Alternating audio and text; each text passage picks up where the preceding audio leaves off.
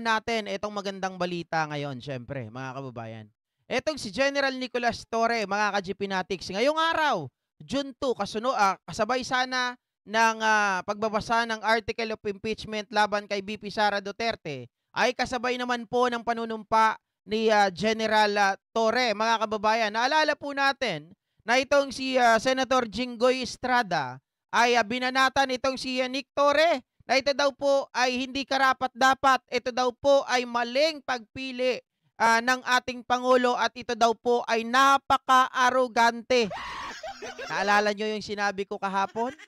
Sabi nila, pipigilan daw ni Jinggoy, mga kababayan, ang pag-appoint ni General Torre. At ang sinabi ko po, mga ka-GP Natics, na inyo pong sinang-ayunan ay magiging formality na lang yan. Walang magagawa si Jinggoy Estrada dito po sa appointment ni General Torre bilang bagong PNP chief. Tama.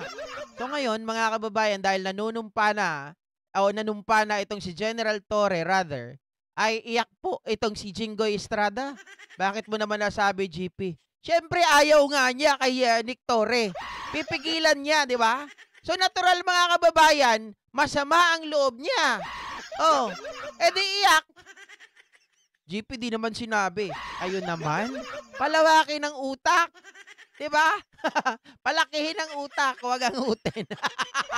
Joke, mga kababayan. Totoo naman. Kasi syempre, kapag ayaw mo dun sa tao, tapos plano mong pigilan, plano mong pinapakalat mo na ito ay arugante, mali ang pagpili sa kanya, syempre masama ang loob no.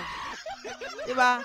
Pero pakinggan po natin, mga kababayan, ang talumpati po nitong si Nick Torre. Hayaan na natin si Jinggoy Estrada na mapikon.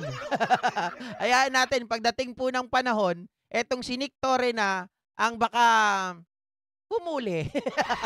Pag ikukulong na, etong si Estrada. Diba? Oh. Kawawa siya dyan kapag, alimbawa, si Nick Torre pa ang uhuli sa kanya, di kahiya-hiya siya.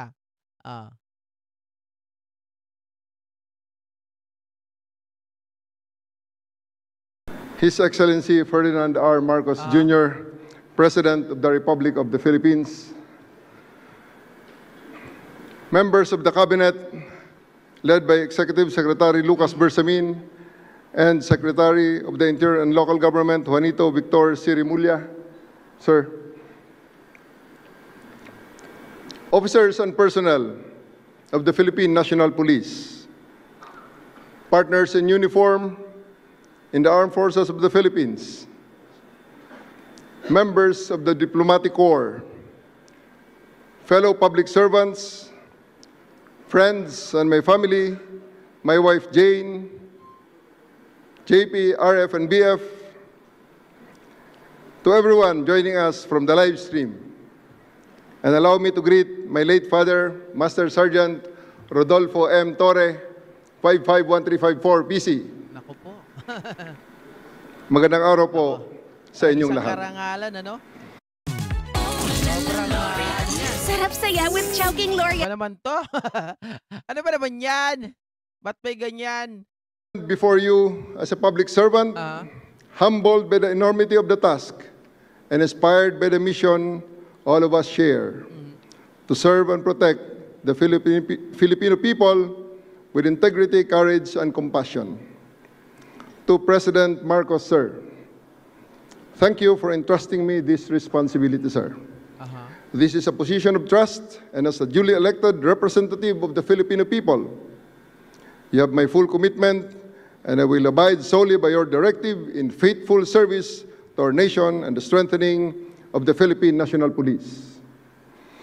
To General Romel Marbil, sir, thank you for your service and legacy. I and the entire Philippine National Police will build on your efforts and aims to steer our organization forward, grounded in unity and guided by the principles of the rule of law. We recognize that every step we take from today is built on the foundations that you have laid. Ano kayang iisipin dito ni Jinggoy Estrada, mga kababayan? Lalo na kapag halimbawa si Nick Torre na, yung talagang uhuli sa kanya, di ba? Meron pa siyang kaso ng graft hanggang ngayon. 'Di ba yun ay appealable, o inaapila ni Jingo Estrada kasi gusto niya i-dismiss na daw yung kaso niya ng graft. Kaya lang sabi ng CA ata, mga kababayan, ay hindi. Bakit naman namin i-dismiss yan? Eh, talagang binulsa. Kitang-kita na binulsa ito. Kitang-kita na talagang pinakinabangan ito. Oh, talagang pinagplanuhan. Tapos pag hinuli si Jingo Estrada, iyak siguro.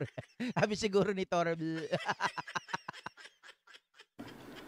And to the Filipino people, the very reason for our existence. We, the Philippine National Police, shall work harder to earn and ensure that our communities are safe. Your rights are respected and your trust is earned. I believe that we are ready to deliver on your expectations as we had done in the past. At hindi ako nag-iisa.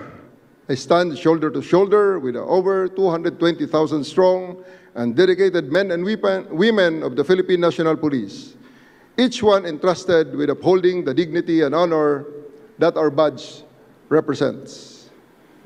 As your Chief of the Philippine National Police, in addition and in continuation of the legacy of General Marbil, I will lead with 3 core pillars.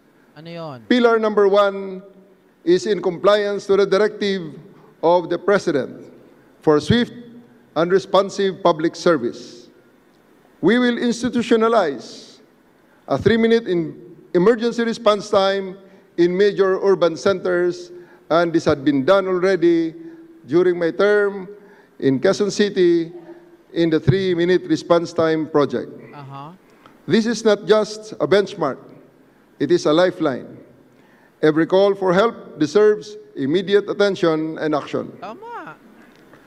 We will be present.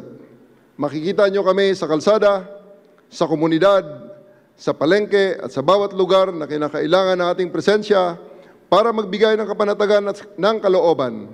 Kung nasaan man ang bawat Pilipino, sila ay ligtas. To support this, we must ensure pillar number 2, unity and morale within the ranks. A divided force cannot defend a nation, thus we will strengthen our core from within, guided by discipline, mutual respect, and leadership by example. To our men and women in uniform, Gusto ko yan yung sinasabi niya, mga kababayan. Dahil dito talagang pinagkalantaran ni Torre, pinagkalandakan niya na sinasabi niyang ganun. Etong tayo ngayon ay hindi kagaya noong nangyayari noon. Dahil tayo, paramihan man tayo ng nahuli, pero buhay ang hinuhuli. 'Di ba? May karapatan na magsalita, may karapatan na magpahayag etong mga tao na hinuhuli natin. Kapag tayo ay lumabag, tayo ang mababalikan. 'Di ba? So, dahil yan mismo, paano natin mapapatunayan na tama ang ating ginawa? Buhay yung taong hinuli natin. Pwede silang lumaban sa atin, pwede tayong kasuhan kapag mali ang ginawa natin. Hindi kagaya nung nakaraang administrasyon na kapag hinuli mo, patay, paano pa magsasalita? Diba? we expect the best from you in protecting others. With this expectation, we will also give you the best. Best training, best leadership, best support, and the best opportunity to grow in this institution. Because those who are asked to give all also deserve nothing less in return. Pillar number 3, accountability and modernization. In support of the President's reform agenda and of key pillar number 1 on swift and responsive public service, we will modernize our systems, enhance our investigative tools, and adopt innovative technologies that protect rights while ensuring order. In support of these 3 pillars, I give you these 3 promises. Una, sa buong kapulisan, nandito ako at ako ay lagi niyong kasama. Sabay nating harapin ang lahat ng hamon ng ating organisasyon at sabay nating pangalagaan at itaas ang dangal ng ating uniforme. But I will ask something from you in return of this promise. Sa ilalim ng aking pamumuno, action will be rewarded. Hindi sapat ang pogi points. We will reward those policemen who will work hard on our 3 pillars. Respond to public swiftly unite and uplift the morale of your fellow public servants, and hold yourself and others within the ranks accountable. Real talk lamang. No need for endorsements under my leadership. Appointments will be based solely on merit, and only the most competent will be entrusted with the right positions in the right places. Deliver excellence in your police work. File affidavits, execute warrants, bring criminals to justice. Raise your hands in front of judges and fiscals and provide evidence against these criminals to support their conviction. Yan, yung sinasabi ko kanina mga kababayan. May karapatan ngayon na magsalita yung kanilang hinuhuli kasi ihaharap nila ito sa judge. At ito ay kanilang papanumpaan. So dun pa lang, maddedetermine na yung judge whether ang panguhuli sa kanila ay legal or illegal. 'Di ba? So may karapatan sila mga kababayan. Doon pa lang, magkakaroon na kaagad, may justice na para doon sa mga kriminal or doon sa mga hinuhuli. 'Di ba? Whether yan ay criminal or hindi, baka kasi mamaya eto mga nahinuhuli na to ay mistaken identity o kaya naman ay napagtripan lang, 'di ba? Kasi nung nakaraan, mistaken identity, napagtripan lang, patay. Paano pa yun magsasabi, sir, hindi po ako yan. Oh. Sir, wala po akong ginagawa, nananahimik po ako dito. Wala na, hindi na yung makakapagsalita kasi tinodas mo na 6 feet below the ground. And you will be recognized and rewarded. Of course, I have to reiterate that all of these actions must be done within the ambit of the law, evidence-based, and rights-respecting. I challenge each and every member of the PNP to be louder than me, not only in words, but also in action. When you're doing extraordinary things for the people, you deserve to be heard and recognized. Magubanta sa pagserbisyo nga matinud-anon. Magbinuligay kita sa aton ginahandom nga kalinong sa aton nga nasyon. Agtitinulong tayo amang salaknib iti panggilan tayo. Sama-sama nating iangat ang watawat ng isang malinis at tapat na pambansang kapulisyan. Pangalawa, to our foreign guests and residents, we are happy that you have chosen the Philippines to be your second home. I promise that all of our laws apply equally to all, regardless of nationality. We are committed to upholding everyone's right, safety, dignity, including yours. Pangatlo, para sa bawat Pilipino, sa ilalim ng aking pamumuno, ang batas ay patas, ang serbisyo ay mabilis, at ang kapulisyahan ay karapat-dapat ng inyong tiwala. Hindi nyo na kailangan pang pumunta sa kung saan-saan at hindi namin kayo pagpapasapasahan at ang PNP na lamang ang inyong maging sumbungan ng inyong mga hinaing, lalong-lalo na ng paglabag ng inyong karapatang pantao. Alam mo, mga gusto ko dito sa mga bagong ipapa-implement na batas nitong si General Torre regarding sa policy ng pulis ay tungkol doon sa mga kababayan, pag may tumawag sa 911 sa kanila, pinapasa-pasa pa ito, 'di ba? Tumatagal, naaabala pa tayo. Pero dahil meron siyang 3 minutes response, mga kababayan, at yung tinatawag niya po na hindi na ipapasa sa iba, action mabilis, 'di ba? Mas maganda ang magiging resulta nito. Hindi po mahihiya, hindi po mauunsyami or sabihin natin hindi po mawawalan ng gana yung tao na tumawag sa ating mga kapulisan dahil sila na lang mismo kung sino yung unang nakausap. Sila na rin yung gagawa at hindi na ito ipapasa pa sa iba. Paano natin masisecure, GP, na hindi na ito ipapasa sa iba? Mga kababayan, may monitoring po sila. At syempre sa monitoring, kapag ito ay ipinunta pa sa iba o ipinasa pa sa iba, malalaman at malalaman kaagad yan. Alam naman natin yung mga telepono dyan, may tracking device naman yan. Diba? Oh. May record, I mean. Tulungan nyo kaming tulungan kayo. We acknowledge your active partnership in creating the bagong Pilipinas we all dream of.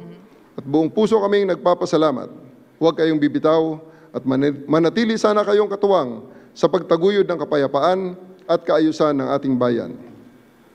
We will strengthen our partnerships with the public so we can better understand local needs and respond to them with empathy and precision.